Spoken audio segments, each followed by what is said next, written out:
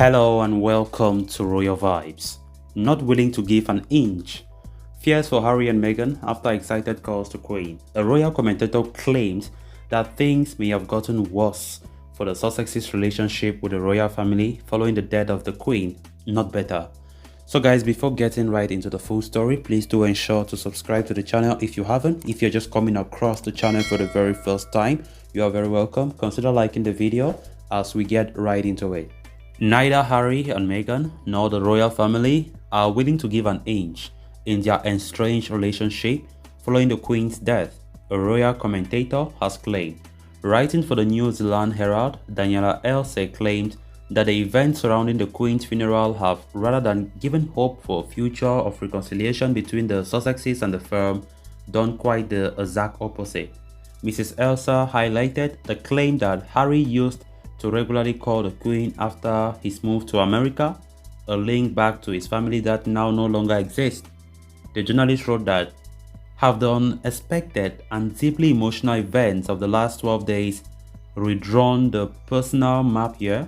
Has the family's sadness and loss catalyzed any smidgen of movement when it came to the great Sussex-Windsor divide?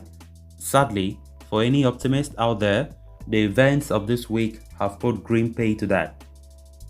She said, with the palace having lumped Harry and Meghan in the second row during Monday's service at Westminster Abbey, and with no indication that Harry might shelve his memoir, no one seems willing to give an inch. Writing in the Daily Mail, Richard Kay claimed that after the Sussexes moved to America, the prince remained in touch with his grandmother over the phone. He wrote, the Queen's staff have told me how, in the early days of Harry's exile to America, the Queen would excitedly, take his phone to call the Queen. Over time, this changed, and she later became perplexed, by Harry's complaints.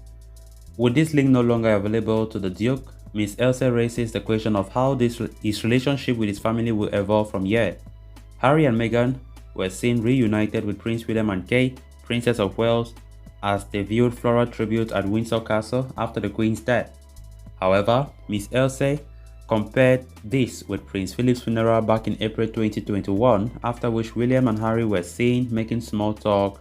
By comparison, cameras watching the so-called Fab Four's reunion failed to capture a single moment of warmth between the brothers.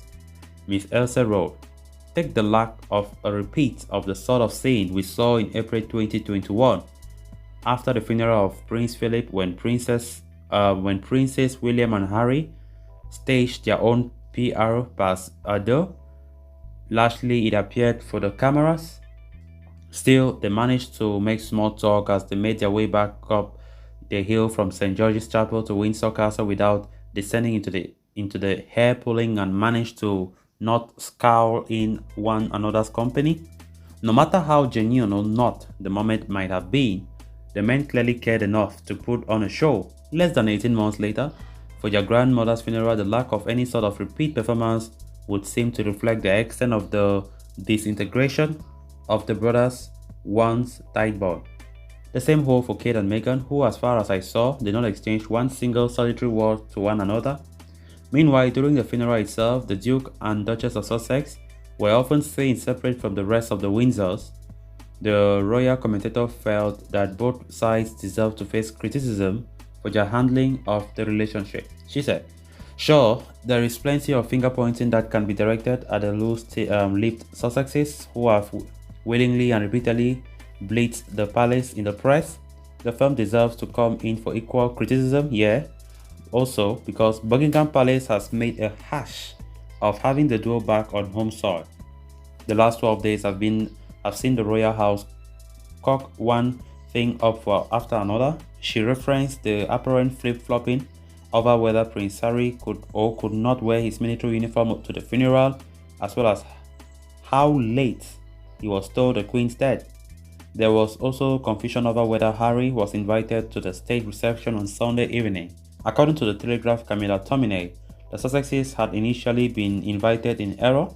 However, friend of Princess Diana, Tina Brown, said that there can be no trust unless Harry gives up his book and the tell-all documentaries and interviews.